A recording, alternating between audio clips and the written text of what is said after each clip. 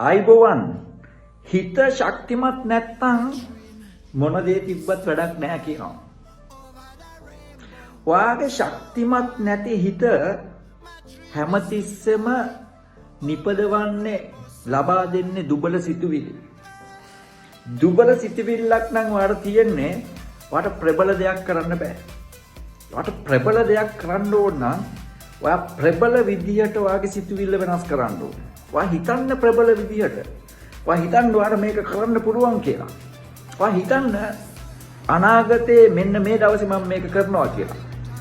නිපදවන්න ප්‍රබල සිතුවිලි ජීවිතේ වෙනස් කරගන්න. ඔයා යන ට්‍රැක් එක චුට්ටක් වෙනස් කරන්න වෙනවා. එහෙනම් ජීවිතේ ජය ගන්න නම් ඔයා ප්‍රබල විදිහට හිතන්න.